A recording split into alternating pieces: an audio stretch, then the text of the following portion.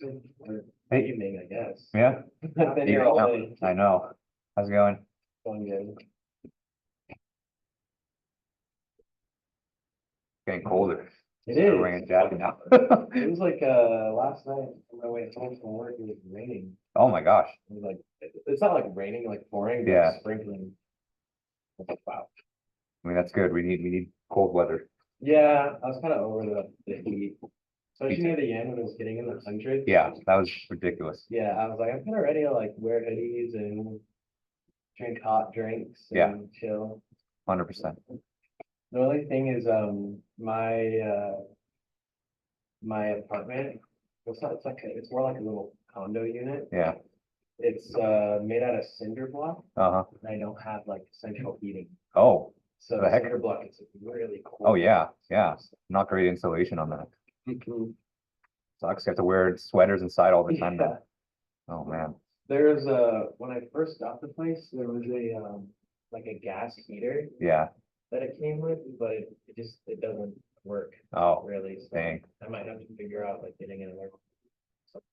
Maybe like an electric space heater or something. Yeah, I have like an air conditioning unit, but I don't know how the heat works on it. Oh, interesting.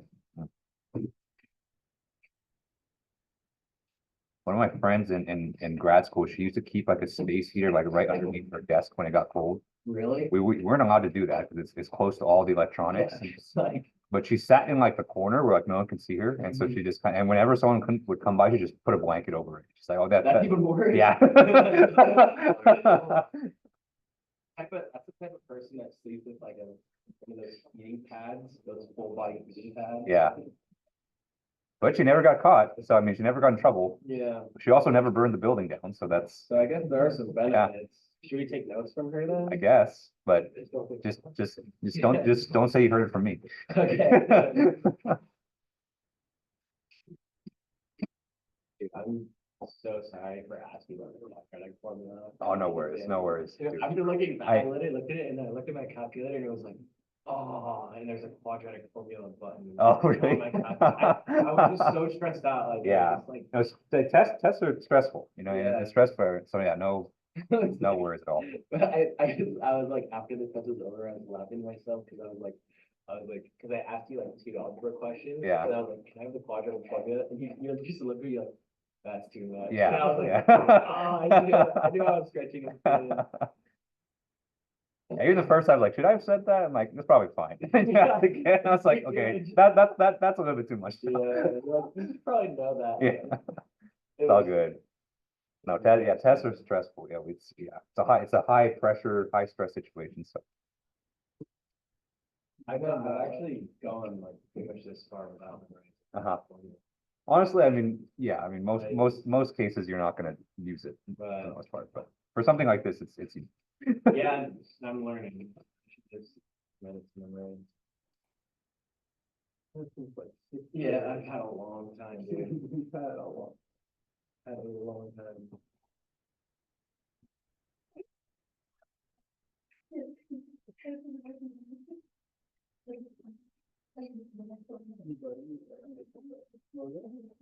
Yeah, we're gonna make it.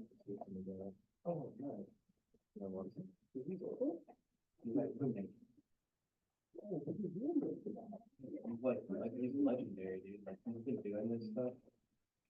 He was like 13, making like full-on animated logos. His day job, he works for a nonprofit. Okay. And he does all those social media. He's been working there for 8 months now.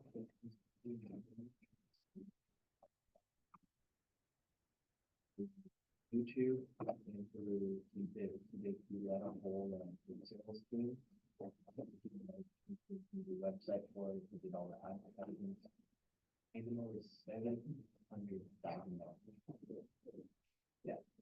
He gets like right the first offer they gave him because he's been working for that nonprofit for a while, like independently, because he worked for multiple companies throughout school.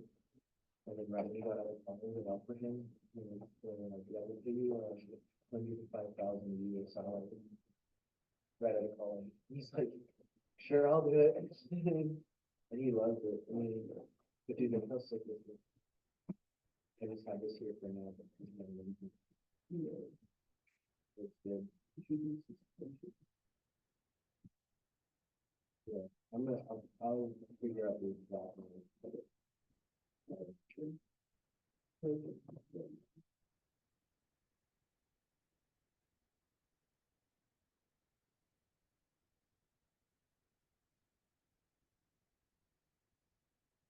I'm just sick of that not being there. Yeah. So I, have a special brain, but let me do it, let me do it.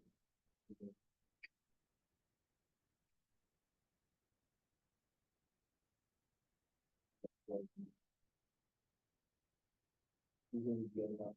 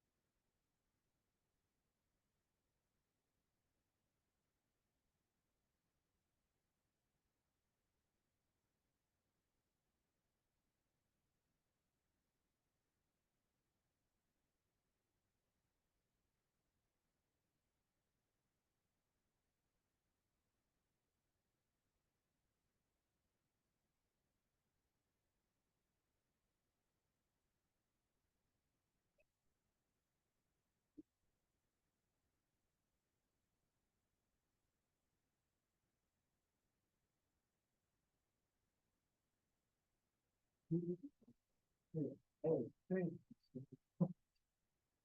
Yeah, hold on. I don't know what to do. I don't want to graduate, but I can't graduate. Make an appointment. Doesn't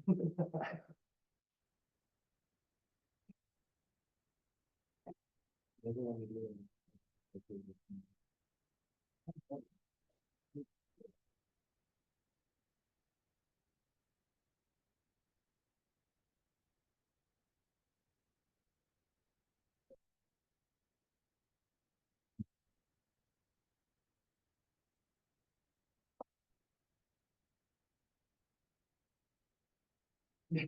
Dude, look at that.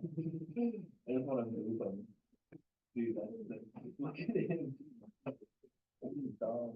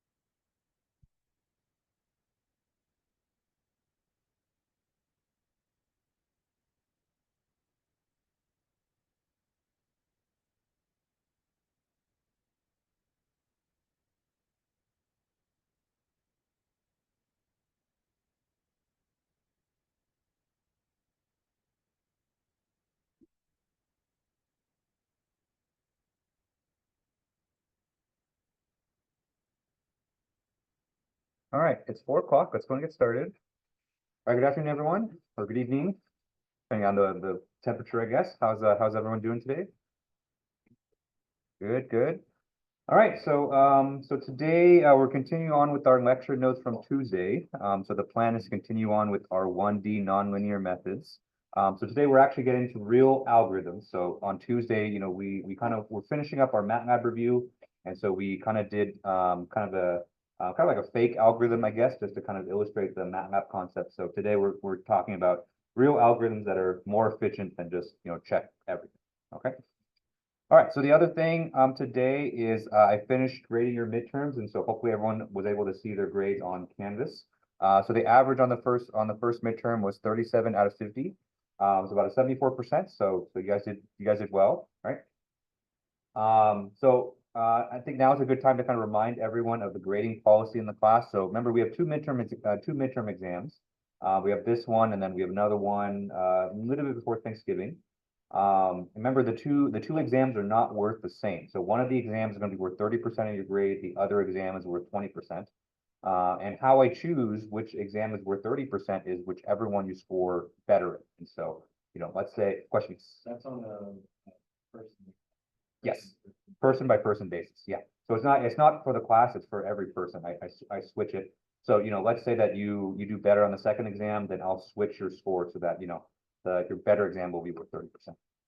Yeah. So if you didn't do as well this exam or you want to do better, then next exam you can really kind of make it up. Or if you did really well on this exam already, then, that's basically, 30% of your grade in the bank right there. Okay. Other thing that I always do at the end of the semester, so once all the grades are in, midterm exams, final projects, all the homeworks, I look at the overall average for the class. And if that average is below a certain threshold, so for elective courses like this, I usually like to have a threshold of about 80%. And so if the overall class grade, so let's say the overall class grade is about 74%, same as the midterm, I'll go ahead and add 6 points to everyone's grade until that average is up there. Okay. So just, and one other thing that I do. So I don't curve individual exams. I usually wait until the end to provide curving. Because usually what happens in classes like this, midterm exams kind of are usually below that 80% average, but then final projects are usually above that 80% average. And so usually most of the time it kind of averages out to about 80%, but if it's anything below that, then I'll bump everyone's grade up a little bit. Okay. Okay, another announcement that I have to make is that homework 4, your next homework assignment is coming soon. So I gave you guys a kind of a break this week just because we just took the midterm last week. But homework 4, I'm just about done with all the problems. And so I just have to do just a little bit of last minute formatting, and then I'll have it posted probably early tomorrow morning. Right. So that's going to be due in 2 weeks, and so that's going to be due on Friday, November 1st. And just be prepared. There's going to be some MATLAB involved in this homework as well. So one of the problems that you're going to see is just a straight up, just, here's some MATLAB problems, write me a MATLAB code that does this. But most of the other problems are going to be, here's an optimization algorithm. I want you to, first of all, optimize it by hand. With all these 1D problems, they're simple enough that you can still kind of execute the algorithms by hand. But, this kind of gives you a good chance to practice with MATLAB as well, okay? And so what you'll see, so, over the next couple of weeks, we'll be going over different classes of algorithms. So today we're going over elimination methods. And so you'll see on the homework that there are 2 elimination method problems on the homework, and only one of them I want you to write the MATLAB code for, okay? Both of them you have to solve by hand, but then only one you write the MATLAB code for, okay? And remember that, for a lot of the algorithms that we're going to go over in class, I do have sample codes online on Canvas for you to reference. And so, a lot of the MATLAB portions of this homework is literally just, taking the example code that we did in class and then, applying it to a different problem. Questions? I'm still thinking about it. So, I usually don't like to involve a computer with the midterm exam just because it kind of gets a bit messy. So I'm thinking about how to do the next midterm exam, but I'll have more information, once we kind of get closer. Probably end of this month. I'll be thinking about it. So, yeah. But it's like based on.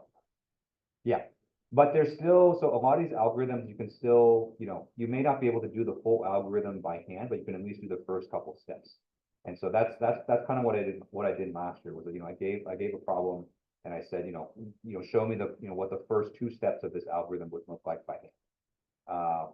And then, obviously, if you're using MATLAB can do all, 400 steps of the algorithm, but, the first couple steps you can at least work out. But, yeah, you'll see. It'll make more sense once we're doing some of the problems here.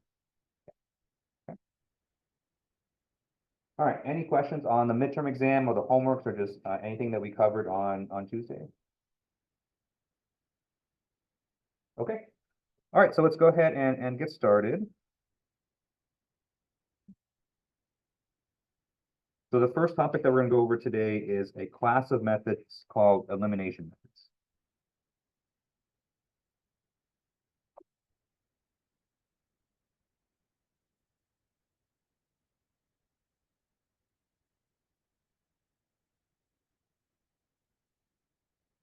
Okay.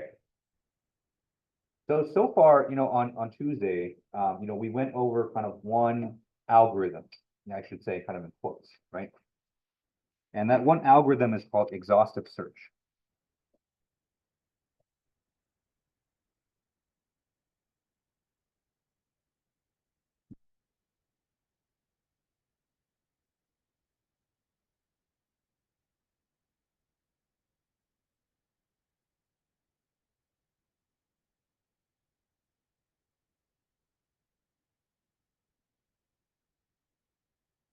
Okay. So basically the idea with exhaustive search is that we have our objective function and exhaustive search says, evaluate this objective function at literally every possible value and just find the minimum from there.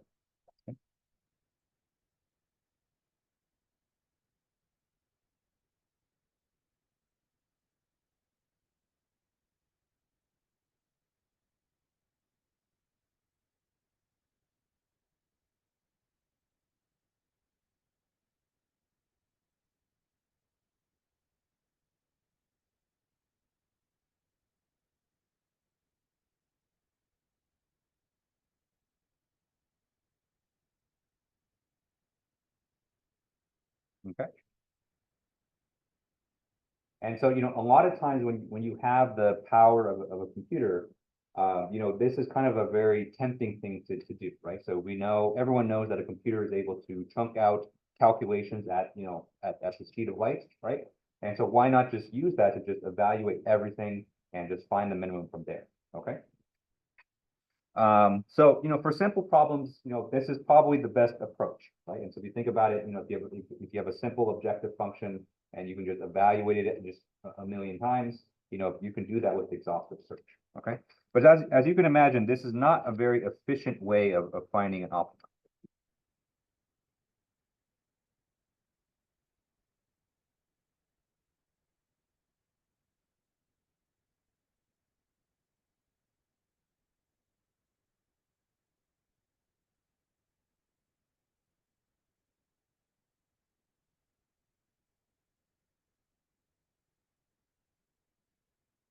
Okay. So remember we talked on Tuesday, so once you start to get into multi-dimensional optimization problems, 2D, 3D, 4D, doing exhaustive search will become very, very expensive at that point. Okay. Now I underline this term or this word here, efficient, because a lot of times your optimization algorithms will be graded in terms of how efficient it is. Okay. So what do I mean by efficient?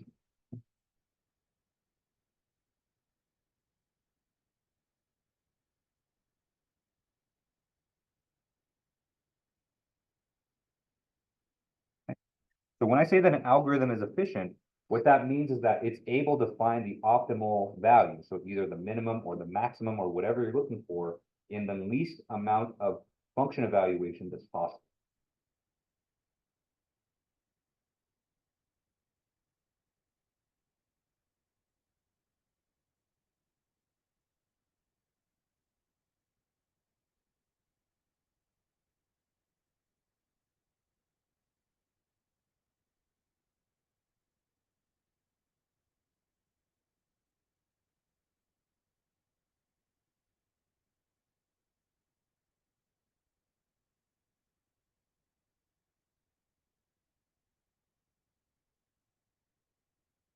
Okay.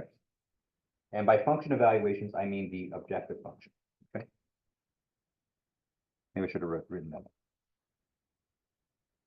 Okay. So every single one of these algorithms that we're going to cover, it's going to require you to evaluate the objective function. But if you can solve the problem or find the optimum in a less amount of function evaluations, that's always more efficient. Okay, so that's kind of that's kind of how you measure success in terms of an optimization algorithm is whether or not you can be efficient or not, right?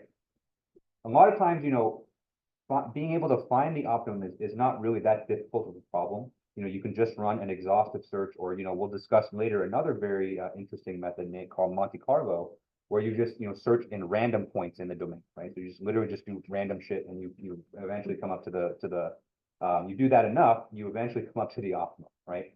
But that's not really that interesting. So a lot of optimization algorithms are graded based on how quickly you can get there with the least amount of function evaluations. Okay.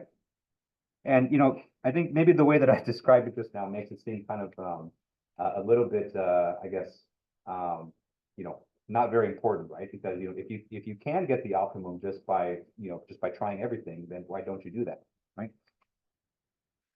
The reason for this is that a lot of times a function evaluation can often be very expensive to compute.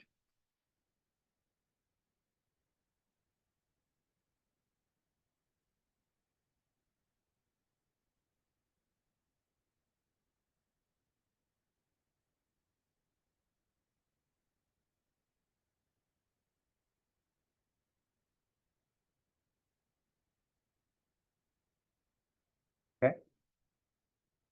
Now, we're not really operating in that realm at this point in the class. So, most of the objective functions that we've covered so far are basically all of them are basically just simple mathematical equations, right? So you plug in numbers to an equation, you get a result. So that's not really expensive because it literally probably takes a fraction of a second to do that. Okay.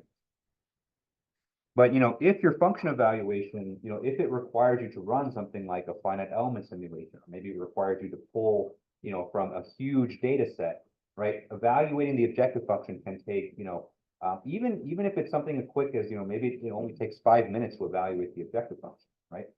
Imagine, if it takes 5 minutes to evaluate one objective function, and your algorithm requires you to evaluate that, 10,000 times, you're waiting for 10,000, 50,000 minutes at that point.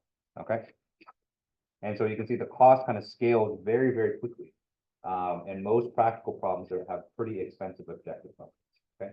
So a lot of times, it's in your best interest to use an algorithm that's more efficient so that you can arrive at the optimum, in the least amount of function evaluations. Okay.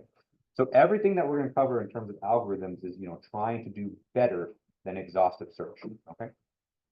So we know exhaustive search will get us a result. It's just not going to get us there efficiently.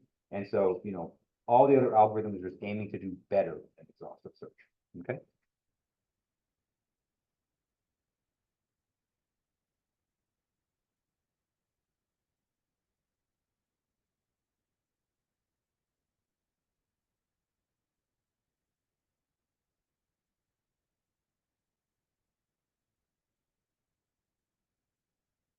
Okay.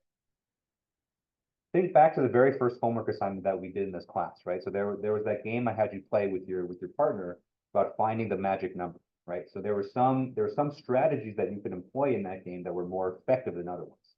So in all cases, eventually your partner would be able to guess your magic number, but there's certain, depending on what hints that you gave or what strategy that you employed, some algorithms or some of those terms were better than others. And so that's kind of the motivation behind this algorithm. Okay, so the first class of algorithms that do better than exhaustive search are elimination methods, okay? And they kind of work like this.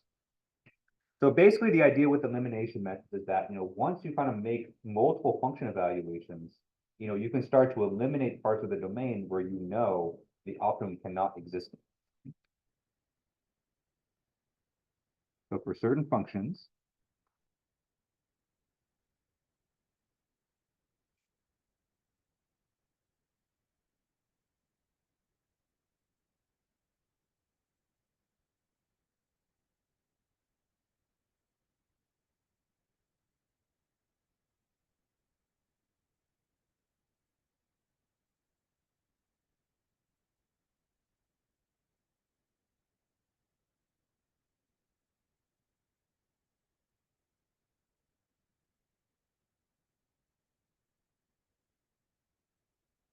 okay? So the idea with elimination methods is to literally just use kind of process of elimination. okay? Okay, let me kind of illustrate it for you.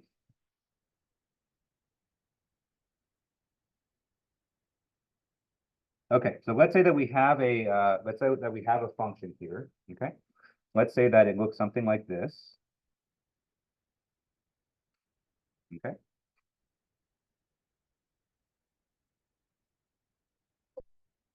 All right, and so let's say that we evaluate this function at two locations. Okay? So let's say that we evaluate here, we'll call this f of x of a, okay? And let's say that we evaluate the function here as well. So this f of x b, okay? Okay. So from those two function evaluations, we know, right? We can see that f of xa is greater than f of xb, right?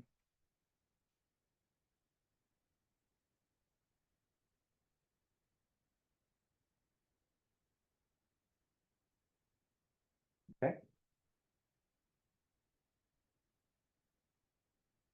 Therefore, we know that, our optimum, so, we're kind of cheating a little bit here just because we can see the graph, but in reality, you can't really see the graph itself, okay?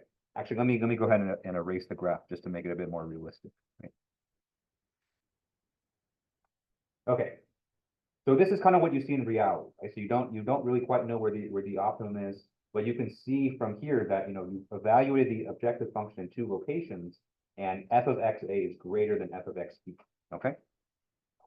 And so if we wanted to find the maximum, so if our goal in this optimization algorithm was to find the maximum of this function, then we know just by process of elimination that it can't be to the right of xb.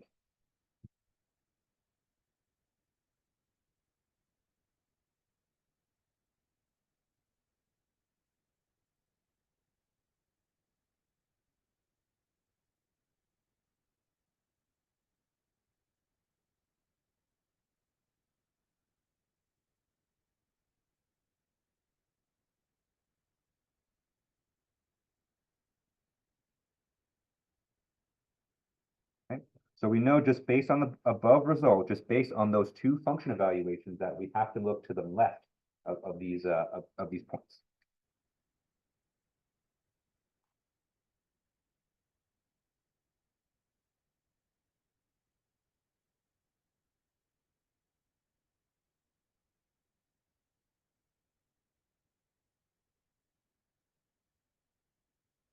Okay?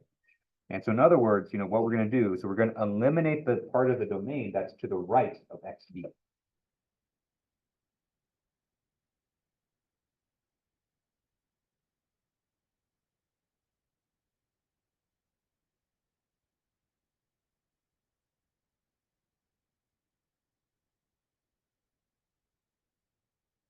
Okay. So basically at this point, we're going to draw kind of a big kind of basically a curtain, and we're going to eliminate everything over here. Okay, so we're not even going to consider that at all.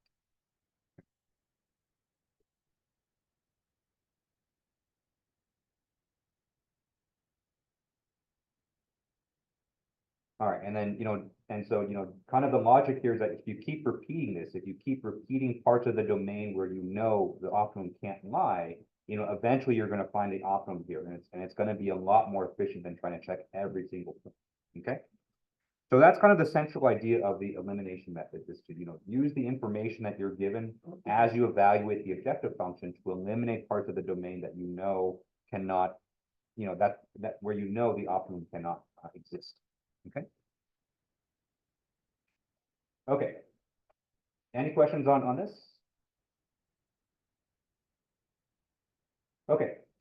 Now, of course, this does have a caveat here, right? So this is we are kind of making an assumption with elimination methods.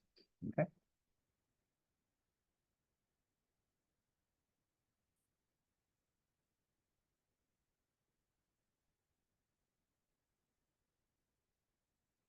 And so, and you'll see this kind of pretty commonly too in all our algorithms too, that, some algorithms are going to be really effective in certain scenarios, but they only work in certain scenarios as well. Okay? And so when you're choosing algorithms, you want to make sure that you're using it in a situation where it can succeed. Okay. Elimination methods only work in situations where your function is unimodal.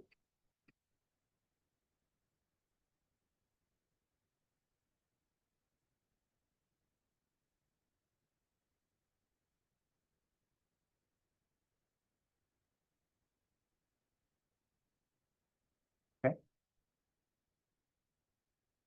Unimodal meaning that there's only one optimum within the domain. So it's a single, single max, single min, and whatever the local max is the same as the local, local max is the same as the global max. Local min is the same as the global.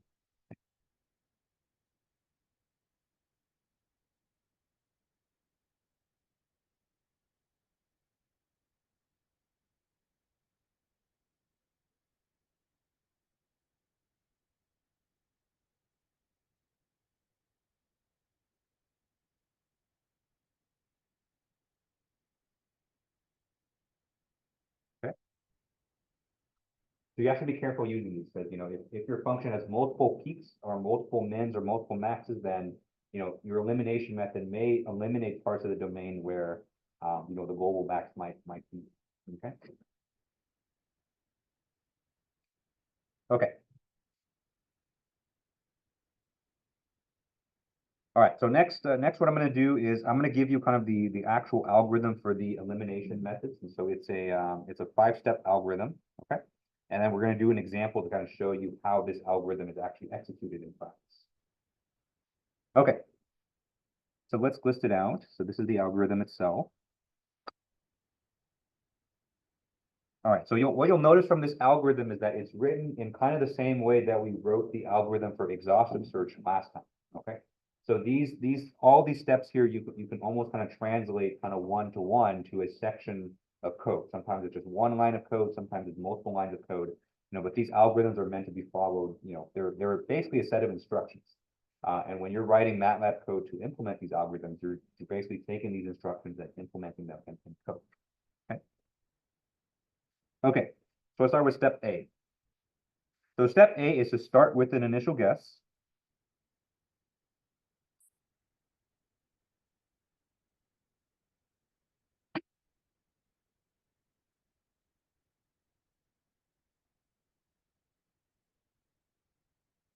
Right, so most algorithms are like this, and so you have to start somewhere. Okay, so step A is to start with the initial guess, and step B is to evaluate the objective function at this guess.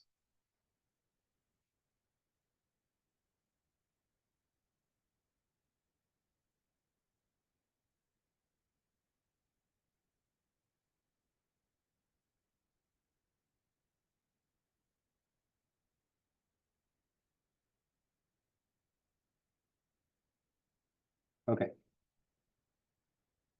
so that's going to give us f of x naught. Okay.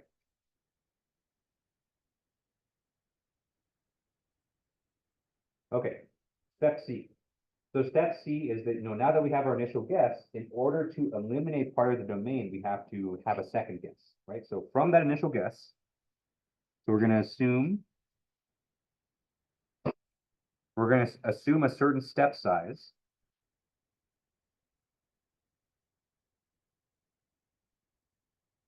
Okay, so I'll call that step size S. And so that's the amount that we're going to step away from our initial guess.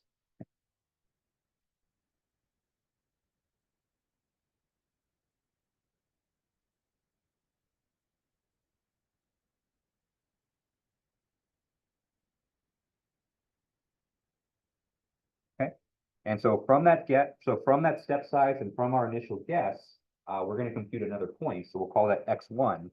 So x1 here is going to be x0 plus s.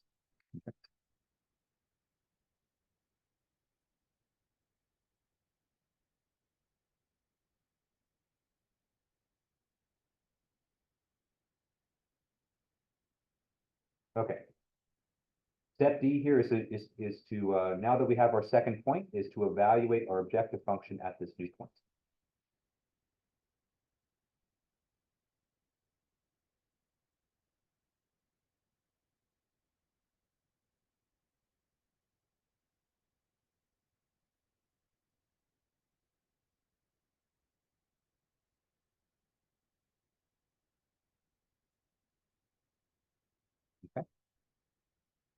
And so by the time we finish step D, we have 2 points and 2 function evaluations.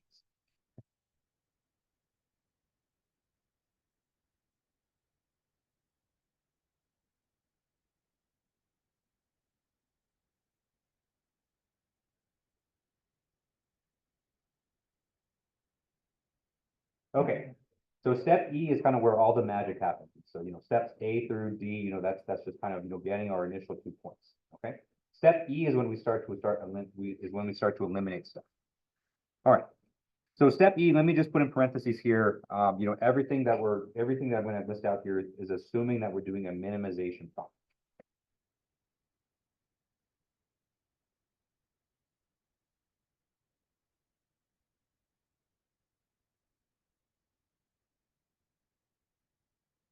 Okay.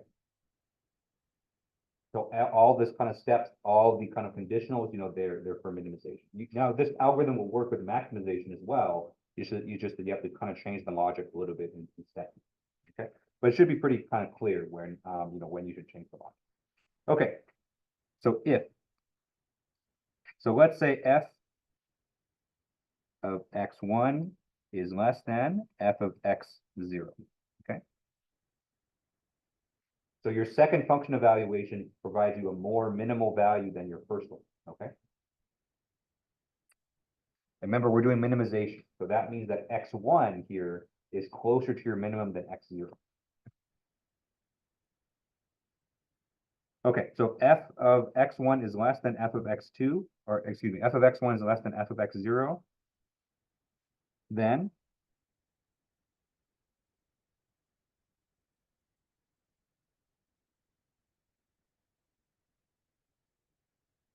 we can eliminate everything to the left of x0.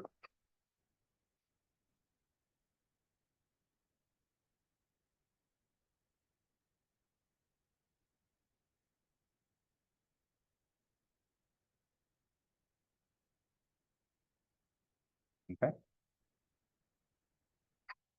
So we know that everything to the left of x0 is now eliminated. Okay.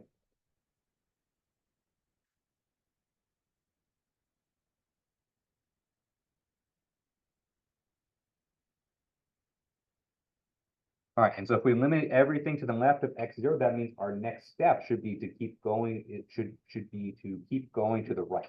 Okay.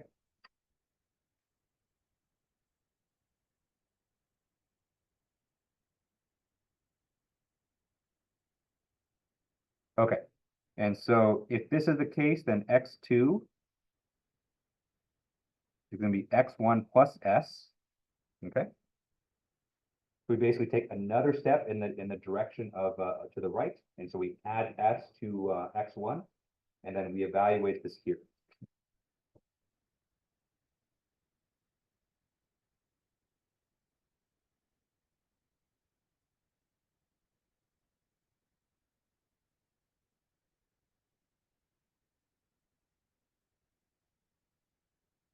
Okay.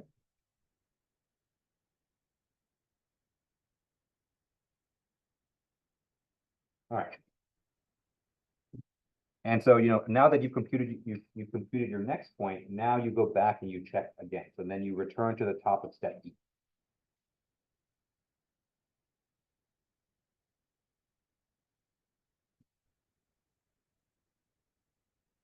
Okay. And so after you computed your next step, you're going to you're going to evaluate the objective function there. You're compare it to the previous one, and you're going to decide whether you keep going or maybe you start turning back. Okay. Okay. Now,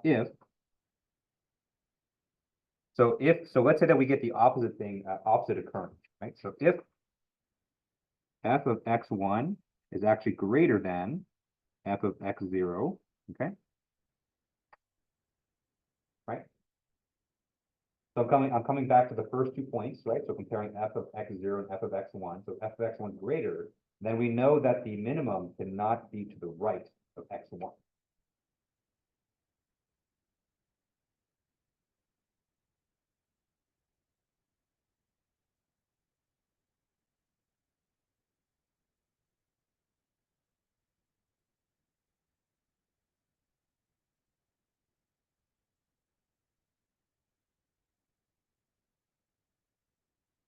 Okay.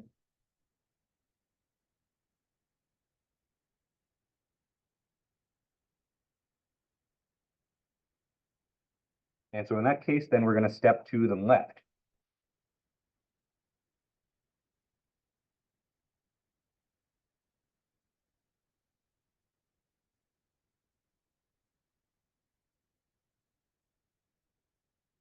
Okay. And so this, we compute x2 is going to be x0 minus s. Okay. All right. So we're stepping to the left of our initial point, right? Because we eliminated everything to the right of x1. Okay. Okay. So once again, we're going to evaluate our objective function.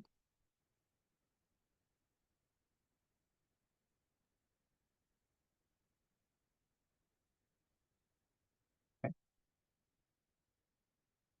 We're going to evaluate our objective function. We get f of x2. And once again, we're going to return to step E. Okay.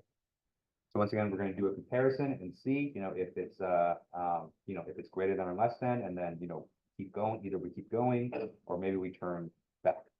Okay.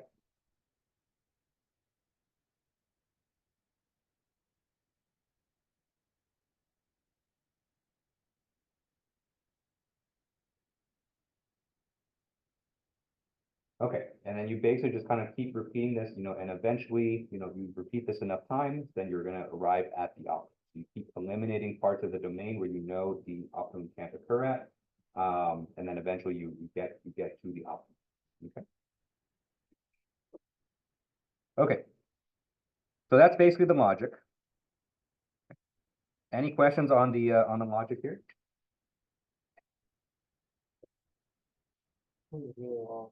It is. This is one of the shorter ones too. Some of the other ones are going to be even longer. So I think today we'll probably get through all the elimination methods today, and then we'll probably start talking about interpolation. So interpolation is probably going to take us a while. It's probably going to take us all day on. Okay. So there's actually, one extra step here. Okay. And so if you follow this logic kind of exactly how it is, eventually you're going to reach a point where you're just going to boomerang kind of back and forth, right? And so you're going to reach a point where, you eliminate one part and you take a step back, and you take a step forward, and step back, step forward, right? Just because you're kind of always in that cycle, right? So one other thing that has to occur here in order for you to reach your optimum is that the step size S has to update. So in order, if I can get this to stay still.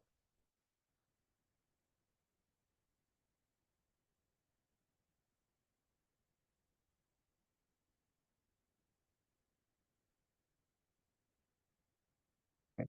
And so in order for the algorithm to converge, the value of your step size has to change as the algorithm kind of updates and goes on.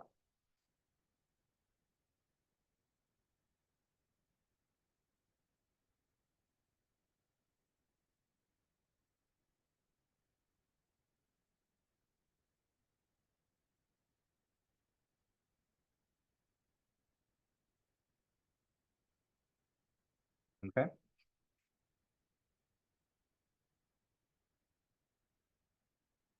So there's two kind of two ways that you can update it. You can either make the step size bigger, or you can make the step size smaller.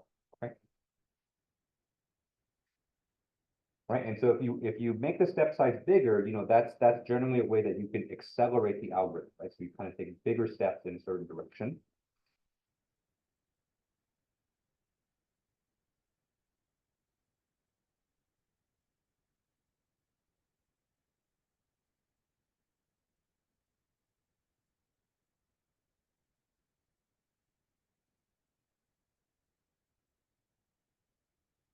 Okay. And so you make S bigger from from one iteration to the next, then you're going to be taking bigger steps. And so you may arrive at the optimum faster, but you also may miss some information as well. Okay.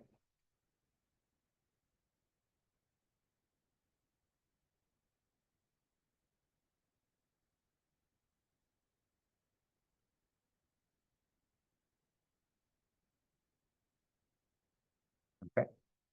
So for example, right? Oops. All right, so let's say, let's say that we have an underlining function that looks something like this. Okay. So let's say that your first two evaluations are like this, right? So we have f of x0, f of x1, right? And the distance between these two is s, right?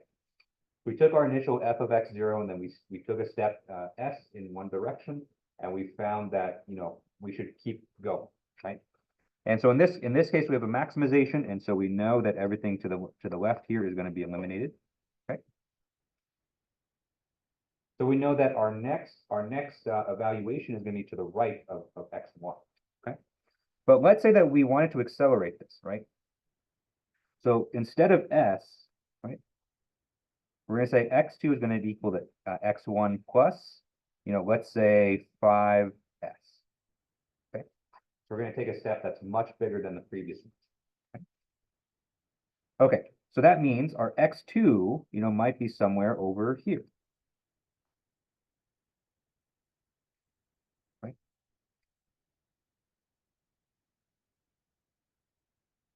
And so in this case, we basically overstepped our entire optimum. So, we kind of completely missed the mark. Okay. So, if it were the case where, maybe the optimum was actually out here, right? So maybe, we had a function that, maybe looked like this, right? And so maybe we still had a long ways to go until we reach the optimum. Then accelerating the algorithm makes a lot of sense here, right? And so that means we can just keep going, and then it will reach the optimum in a shorter amount of evaluation, okay? But a lot of times you don't know. A lot of times you don't know exactly where the optimum is, and so accelerating can be a little bit dangerous because, you may kind of just miss the mark entirely, okay? Okay. So that's accelerating S, okay? Another thing that you can also do is you can make the step size smaller.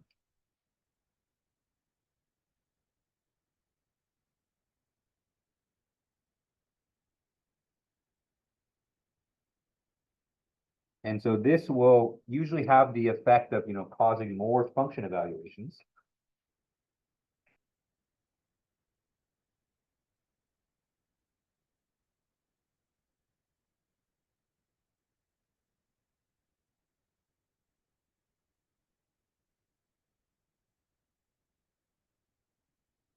Right? But in this case, you're likely not going to miss the optimum because you're taking smaller steps.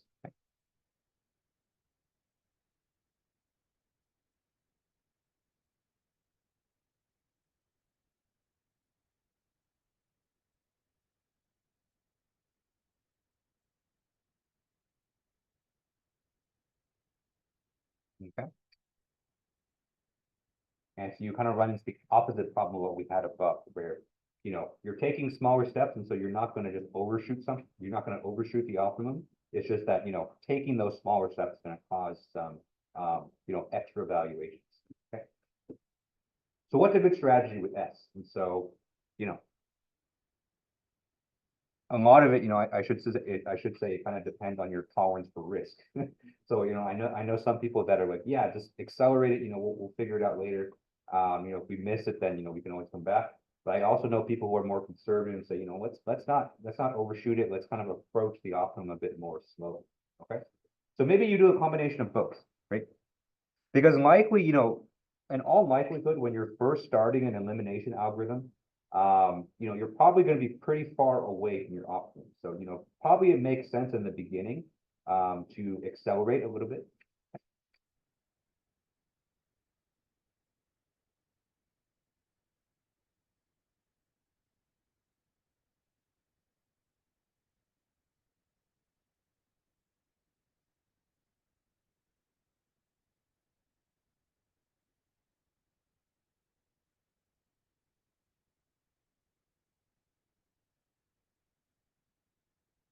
Okay.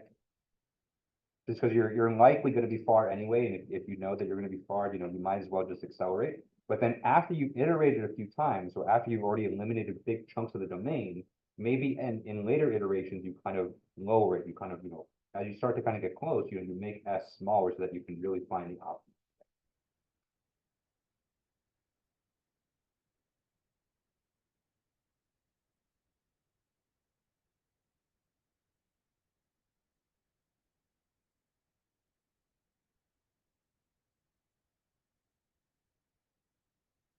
Okay. So that's one, I would say, reasonable strategy. And I think one that, a lot of kind of built-in algorithms actually use as well. Okay. So you start aggressive, you try to get as close, you kind of, get close in the broad sense. And then once you're kind of close, you try to fine tune to where the optimum is. Okay. Any questions on the step size before we jump into an example? Okay. All right. So let's do an example so you can kind of see how this all plays out. Okay. So, all the examples that we're going to do in this section, you're going to look at those and say, we can just do this very easily with the classical methods. And you're right. You're absolutely right that you can optimize these with the classical methods. But remember, these are just kind of examples that kind of illustrate the algorithms. Okay. Because there are going to be situations where the classical methods are not going to work out, like in your homework, for instance. Okay. Okay. So for this one, let's find the minimum of the following function.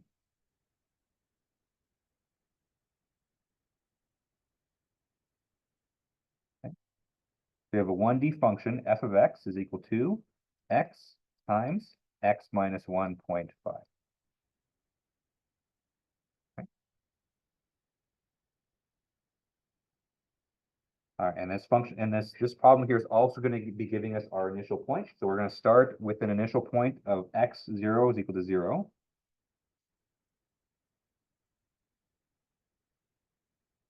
Okay.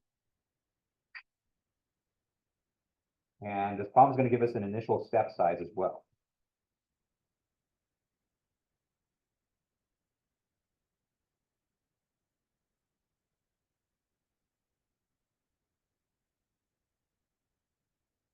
Okay.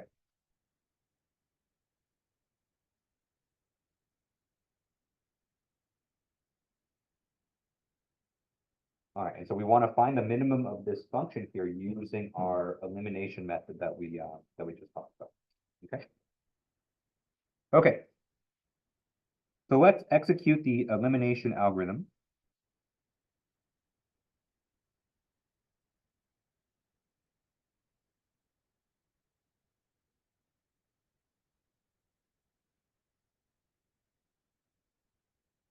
Okay. So we have our initial point. So let's evaluate our objective function at our initial point. Okay. So we're going to plug in x is equal to 0 into that objective function up there. We have 0 multiplied by 0 minus 1.5, and that's just going to give us 0. Okay.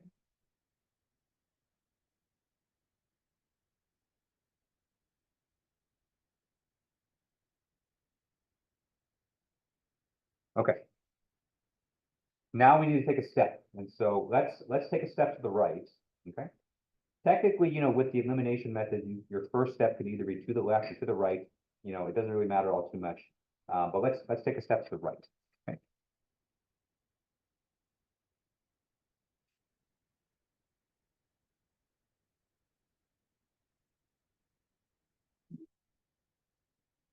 Okay.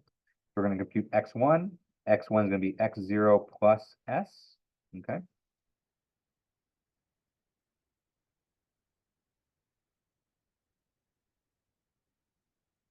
All right. And so let's go ahead and evaluate that. F of x1 in this case is negative 0.0725. Okay.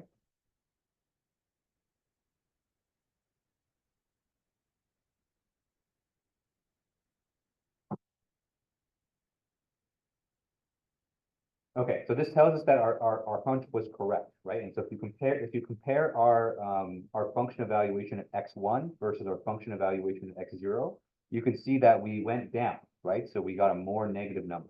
And so since we're trying to find the minimum here, that's a good sum. So that tells us we should continue to search to the right.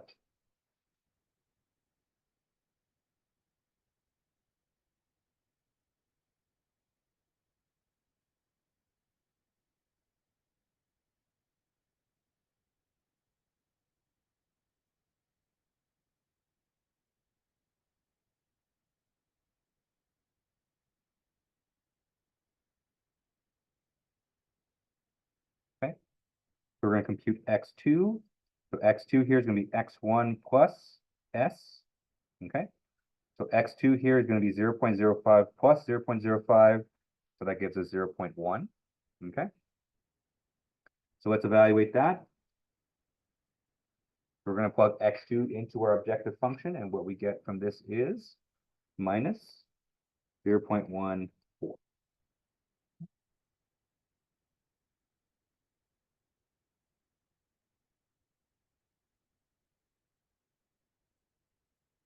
Right, so we're still heading in the right direction, right? So we're still getting more negative numbers, so we should keep going to the right.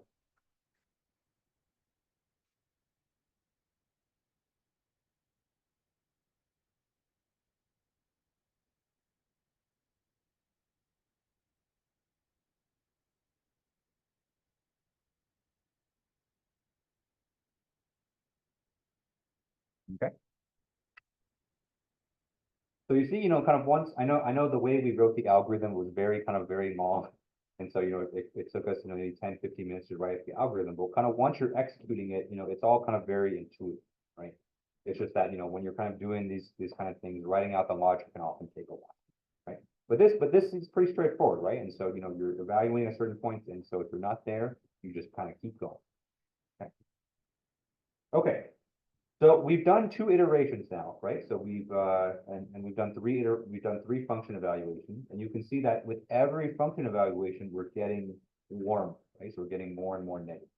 And so now it's kind of a good time to think about, maybe we should update the step size here to kind of help accelerate our algorithm. So far, we've done 2 evaluations, and they've both been positive.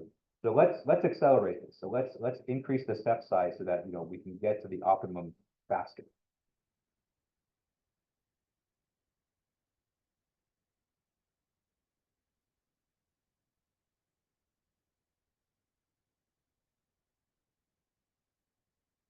Right? So let's double S. Okay. Okay, so now we're going to compute x3. Okay. We know that we need to keep going to the right, but instead of adding our single s, we're going to add 2 times s. Okay. So x3 here is going to be x2 plus 2s, and that's equal to 0.2. Okay.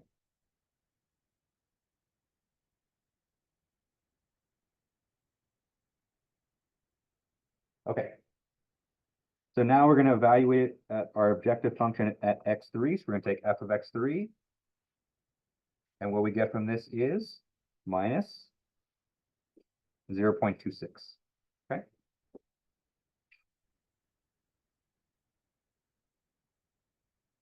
Right. So we're still improving here, right? So relative to x2, we're getting a more negative objective function value, right? So that means we're still heading in the right direction, and our decision to accelerate here was a good one. So let's keep going. Let's accelerate it again.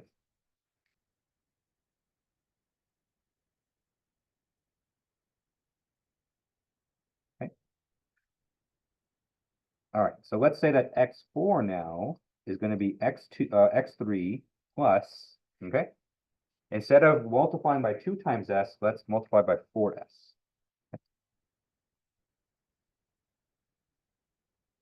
All right, and so now we're going to check the point 0.4. Okay, so now we're really kind of moving forward.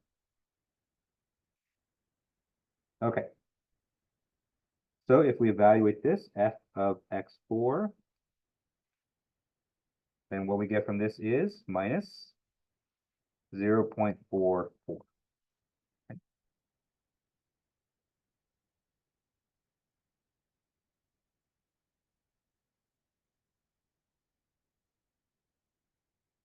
All right, so we're still good. So, you know, let's keep it going. Let's accelerate some more.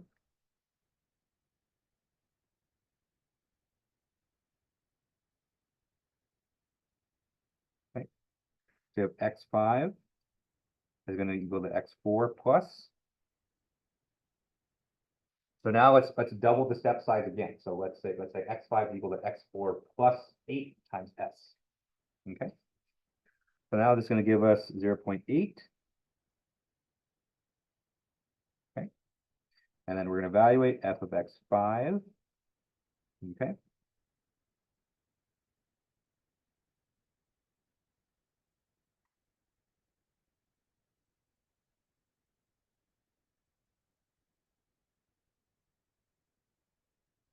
Right. So far we're doing good, right? So we're accelerating the algorithm, and so, you know, we're getting closer, right?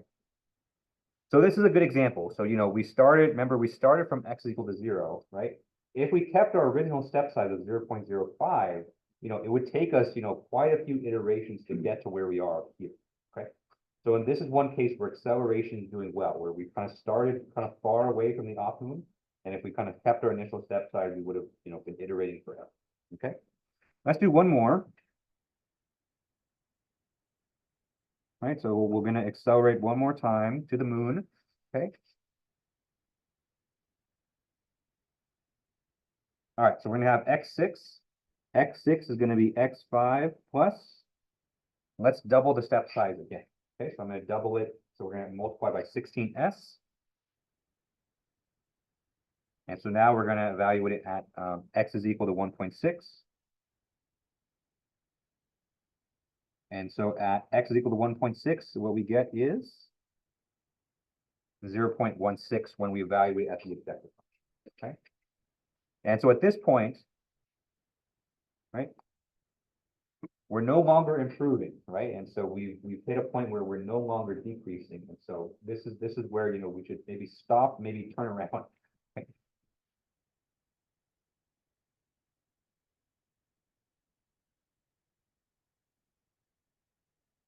Okay.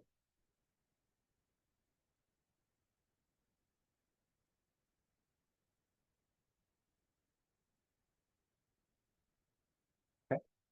But at this point, you know, we've gained a lot of really useful information. And so we know, right, based on these two function evaluations here, that the minimum is going to be somewhere between 0.8 and 1.6.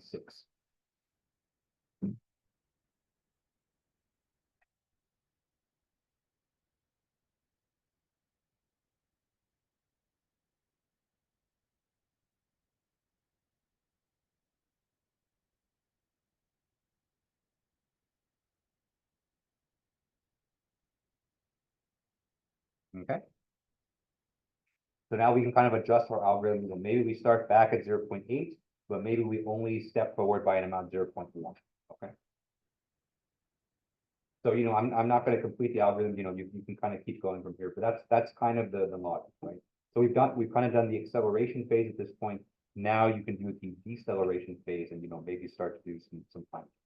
Okay. But that's basically how elimination methods work. Okay. If you compare this to exhaustive search, so let's say that, you know, we're going to look for in exhaustive search, we're going to look for the minimum anywhere between x is equal to 0 and x is equal to 10. You know, that's going to take, you know, hundreds or thousands of evaluations. Here we've already kind of narrowed it down quite a bit, and it only took us 6 function evaluations. Okay, or I guess 7 technically. We started at x 0. Okay. Any questions on this? Okay. All right, so that's our first optimization algorithm, right? And so elimination methods, you know, take advantage of the fact that, you know, we have a unimodal function and we eliminate parts of the domain as we go. Okay. Okay. Let's take this up to the next level. So let's go over our next algorithm, which is kind of an evolution of this one. So this next algorithm is called dichotomous search.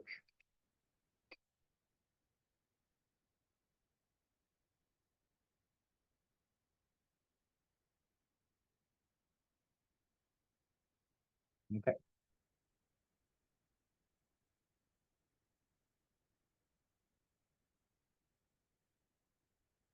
So dichotomous search kind of works in a similar way, in the fact that, we are going to be eliminating parts of the domain as we go, but dichotomous search does the elimination in a little bit more of an intelligent way, okay?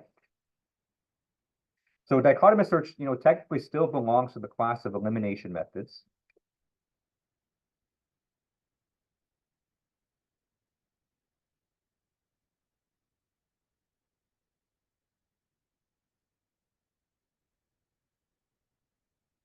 Okay. So in every iteration of this algorithm, we're going to eliminate part of the domain, but specifically in dichotomous search, with every iteration, we're going to cut the domain by half.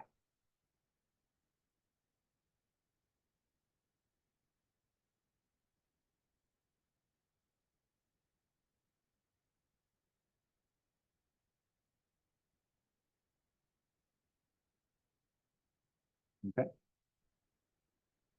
And so the way it kind of works is once you kind of understand elimination methods, this is kind of pretty straightforward, right? So let's say that we have a particular domain, right? So let's say that we're searching from the optimum in between these two x values, xa and xb. Okay. So the way dichotomous search works is that you're gonna start from the midpoint in the domain. Okay.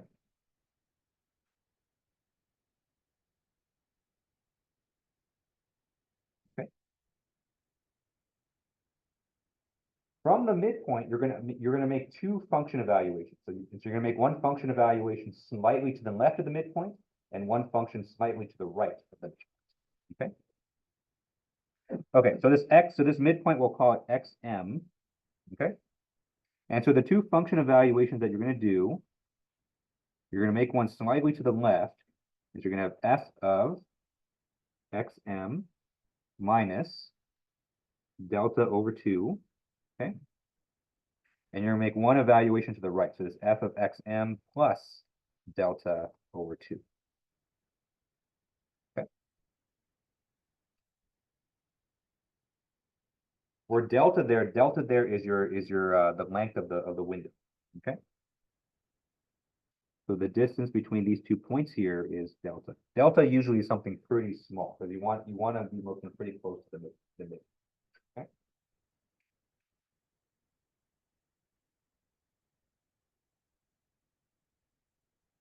All right, and so now that we've made these two function evaluations, it works exactly the same as our elimination. So based on the relative values of these, then we're going to eliminate part of the domain. Okay. So let's say that f of xm plus delta over 2 is less than f of xm minus delta over 2. Okay. So basically we get a more optimal, a more optimal solution to the right.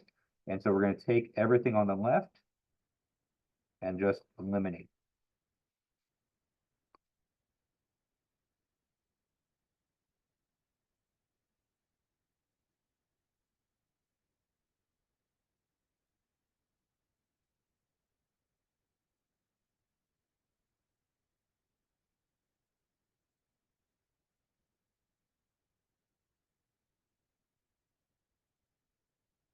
Okay.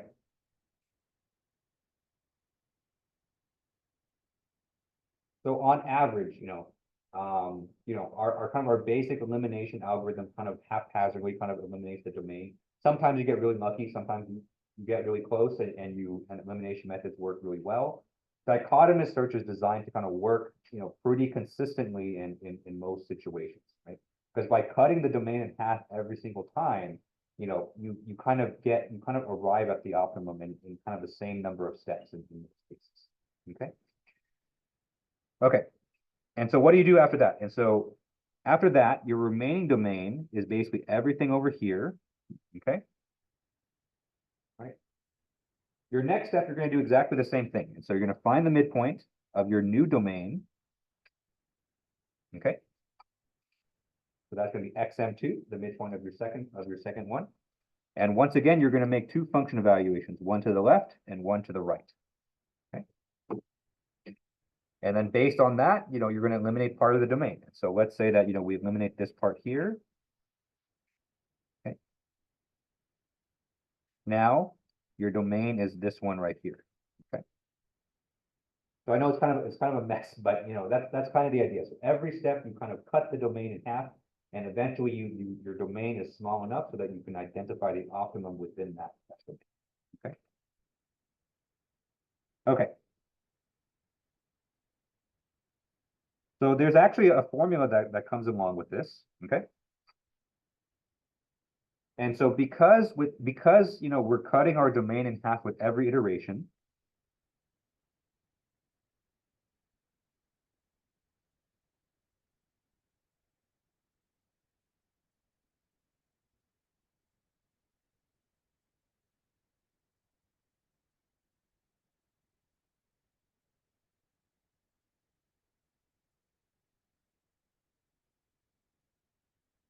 Okay. After a certain amount of iterations, you can estimate the size of your domain.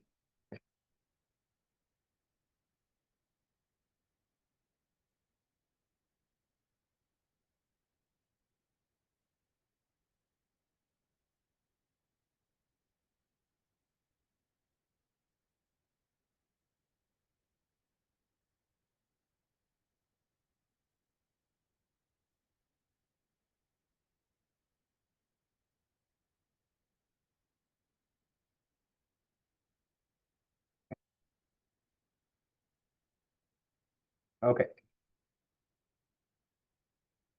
So Ln here, Ln is the size of your remaining domain after a certain amount of iterations. Okay.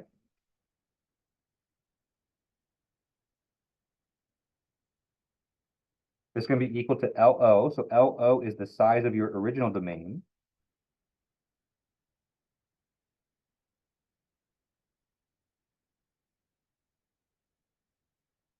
Okay.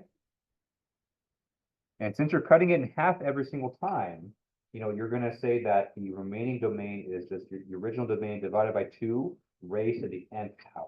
Okay.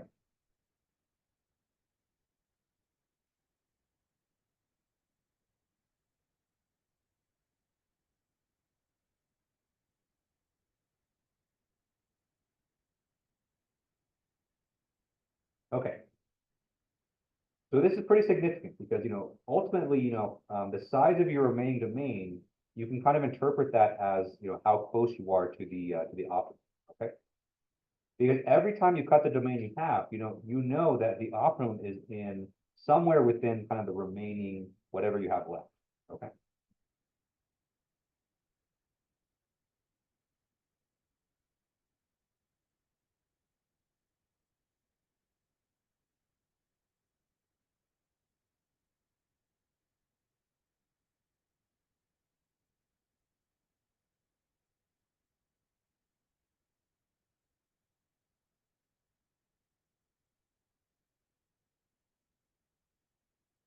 Okay. And so you may get a problem where, the problem asks you to use dichotomous search to find the optimum and to find the optimum within 10% accuracy. Okay. So one way that you can interpret that is that you can say that, keep using dichotomous search until your remaining domain is only 10% of what it used to be. Okay. In fact, you'll see that in the next problem. Okay.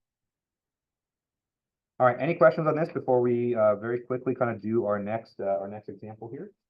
Okay. Can you still use that with elimination? So in this case, you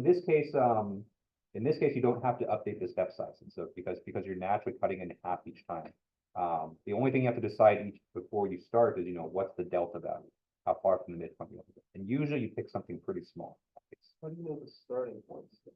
So the starting point, that's a good question. There's a lot of science, a lot of theory in terms of how you pick good starting points.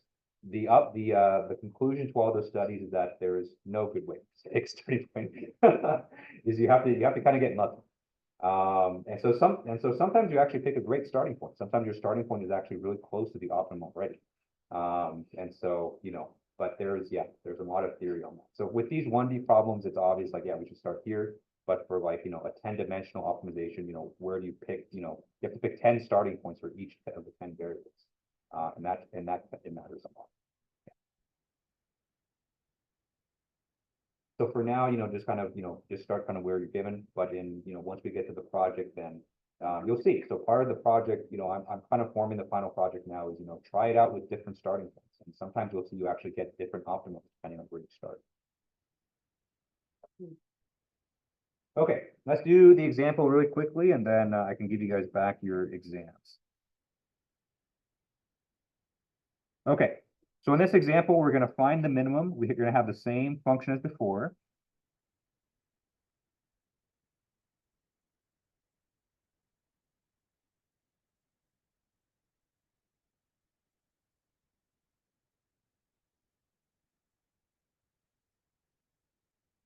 We have f of x is equal to x times x minus 1.5. Okay, so we're going to use dichotomous search.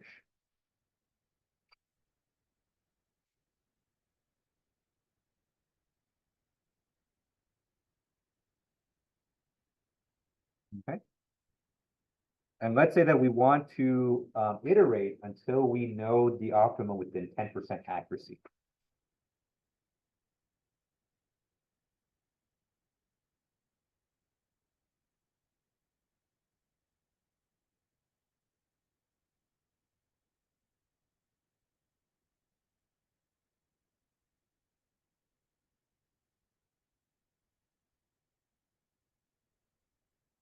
Okay.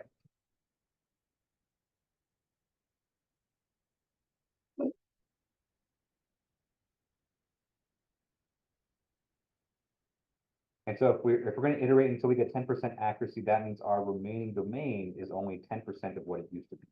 Okay. Okay. So if we try that, right? So we know that ln is equal to L0 divided by 2 times n. Okay. If we rearrange this equation a little bit, so we say that this is ln is equal to LO, okay, is equal to 1 divided by 2 to the n. Okay. 10% accuracy basically means that this ratio here is only 10% or 0.1. Okay. We need to solve for the value of n that gets this. And of course, n has to be a whole number. And so n is going to be the closest that you can get to 0.1. Okay. Okay. And so if you set n to 3,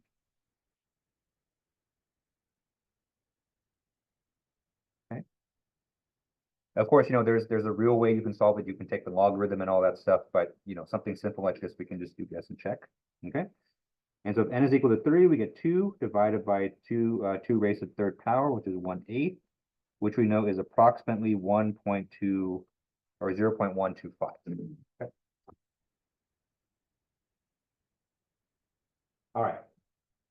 So that's not quite at the 10% accuracy that we wanted to, but it's pretty close, right? And so if we wanted to get within 10% accuracy, technically we have to iterate four times, okay?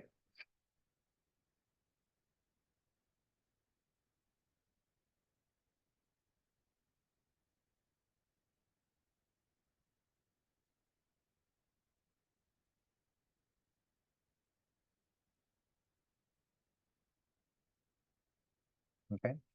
So if we iterate 4 times, then we get 1 divided by 2 raised to the 4th power, which is 1/16, which we know is 0.062. Okay. But because of time and because I've only written down 3 iterations, we're just going to do 3 iterations. Okay. Okay. So let's kind of power through this really quickly. Okay, so first iteration. Oh, by the way, we need a delta value. So let's set our delta value. Let's set our delta value to be 0.001. Okay. So delta should usually be something pretty small relative to your domain size. So our original domain here is between 0 and 1. Okay. Oh, I didn't even write that in the problem. I apologize. So the original domain that we're looking in this case is between 0 and 1. Okay. So you can see our delta value there is 1/1000th of that. Okay, we took our original domain size 1, we divided by 1,000, and we end up with that delta value. Okay. So first iteration, we need to find the midpoint between 0 and 1.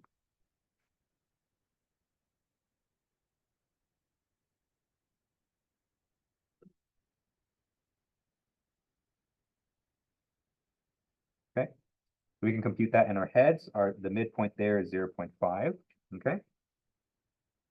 So we're going to make two evaluations, one slightly to the left of 0.5 and one slightly to the right. Okay. So f of xm plus delta over 2 is equal to f of 0.5005 is equal to 0.5003. Okay. And then f of xm minus delta over 2 is equal to f of 0.4995. We plug that in. Oh, sorry, this should be negative 0.5003. You get minus 0.4998. Okay.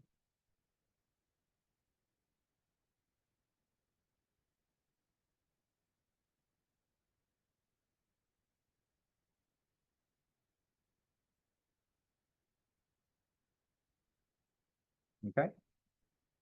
So then we're looking for a minimum, and so we're going to choose the side here that has a more negative answer, which is to the right. Okay. And so based on this answer here, we can eliminate the part of the domain 0 to 0.5.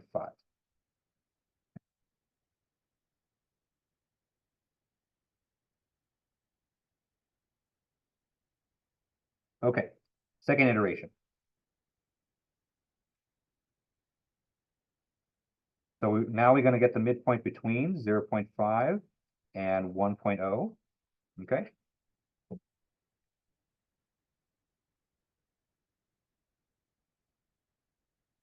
And so our midpoint between those two is 0.75. Okay. So once again, we're going to compute our two values here. So f of xm plus delta over 2 is equal to f of 0.7505.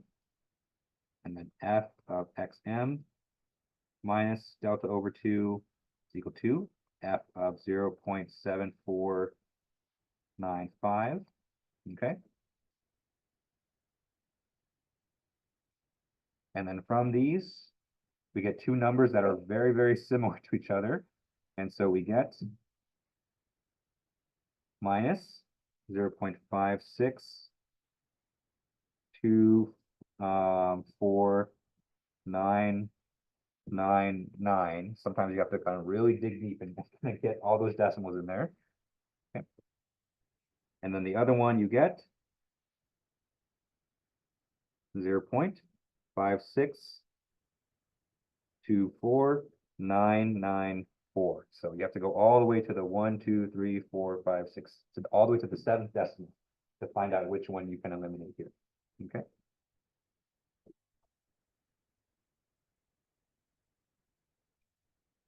All right. But the fact that these are so close means that, we're getting pretty warm here. Okay.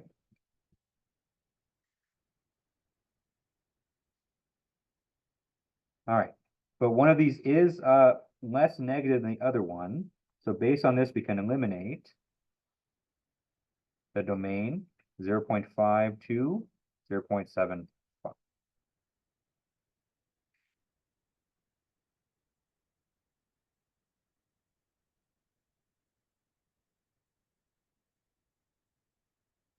All right.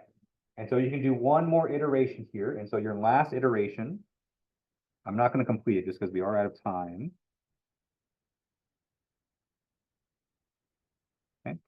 Third iteration, your XM is going to be 0.875. Okay.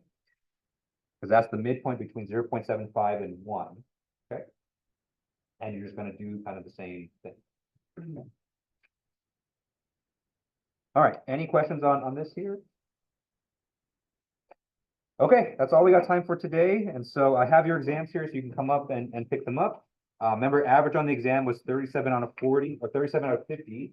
And then, yeah, if you have questions on the exam, definitely come and ask. At the very least, make sure that the score that's on the exam matches what's in Canvas, and so just make sure I punch those numbers in correctly. So please check that. And then, yeah, if you have questions on how I graded things, or if you want to kind of ask for more points, then, definitely come and ask as well. So I'm always happy to talk. All right, so thank you guys for coming today. When we come back on Tuesday, we're going to start with our next big class of methods called interpolation methods. And then we'll go from there. So thank you guys for coming today. I hope you guys have a good rest of your day. Hope you guys have a good weekend, and I will see you next week.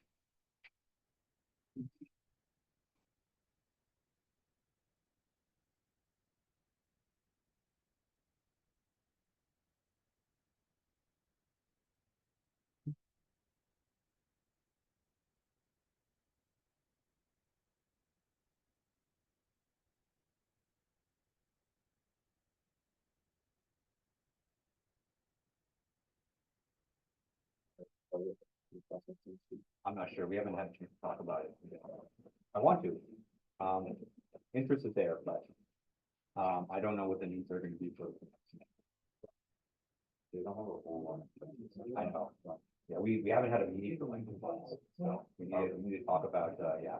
So the only electives that are on there right now are the ones that are pretty much guaranteed to be there. 540 is on there. Oh, okay. So 540 is there. I'm probably gonna be the one that teaches that one. And if I teach that one, then I may not teach the cardiovascular. It's usually kind of one or the other. But usually I have that one. I usually get one of either 407 or 401, and then maybe one of the but yeah, we'll see. I didn't know 540. Okay, this well, that one 530. Okay. Yeah, 538 is there most of the time. Yeah. Okay, yeah, I didn't know 540. So I'll probably teach 540, and then after that, we'll see what other. Yeah. With the first elimination, what can we do if what if there was a problem? Yeah. And then you jump to the exact same values on the other side, Yeah. and it's not greater or less. So if it's the same, then it's somewhere in between. So that's actually a special case where you definitely need to half or lessen the steps. Okay. And so most times you would cut it in half, so that hopefully the peak is somewhat like. And that's actually usually a really special case. You get the same on both. Then it's like the peak is probably right. You can kind of like skip and say set the step size. So there's different ways you can implement it. So kind of in the most sophisticated way, you have all of these kind of specialties. So like, in this case, you should accelerate. This case, you should cut. But then that's one specific specification. The option is probably right. So I was wondering if we were doing out like that, You could. you would have to code it. Exactly. Exactly. Okay.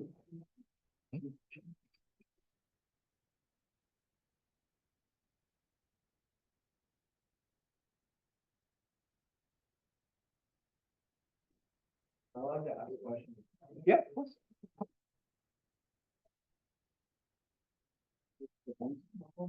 You check mark all of them, but we only gave them 3 out of 5 on the project. Yeah, so this one, so I mean, these parts were correct, but then I was also looking for this part of the explanation. Particularly for methods like the bronze multiplier.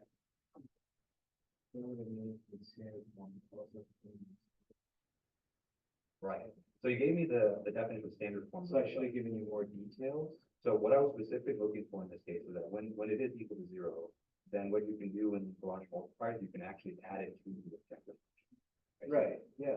So then I was looking for that. So I mean, that's exactly. So I mean, this kind of implies it here. But that's kind of part of the definition of Lagrange multipliers. But I was looking for kind of more text explanation when it's equal to 0. I actually like Lagrange multipliers. So yeah. Yeah, because it reminds me of when I did what was the class engineering lessons? Oh, okay. Oh yeah. Yeah. I understand a lot about those now. Maybe I'll put yeah, I thought I would at least get some partial for this one. You did.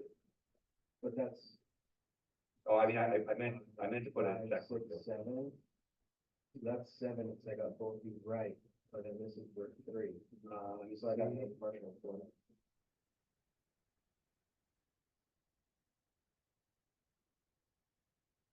Oh, that's not good. I should have given you one, I should have given you one partial credit. Maybe not do much. Well, 1 point. Yeah, that's 2%. It is That 2%. is. Okay, let me take this back, just because I don't have the computer in front of me, so I do it. Wait, can I look at it for one thing? Yeah. I'm sure. I was actually really surprised, but I suppose I was saying, this one was hard.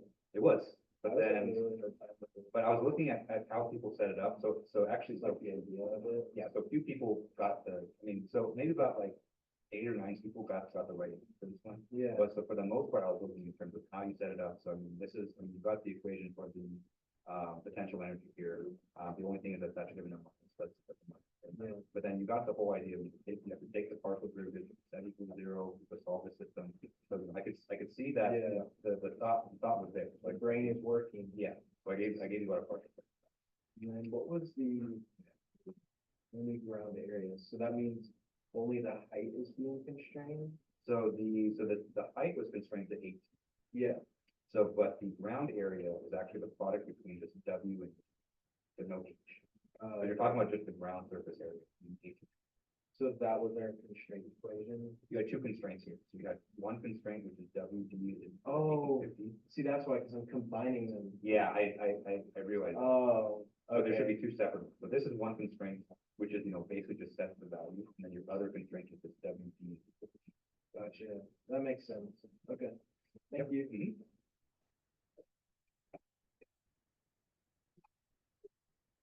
Dude, they made a mess of it. Yeah, they usually do. Ripped it People apart. just grab theirs and they just come back.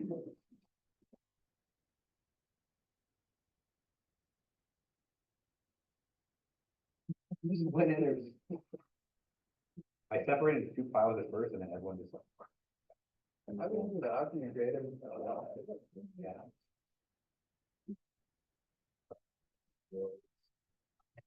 Thank you. Yep, no problem. See you guys next week. Thanks, Linda.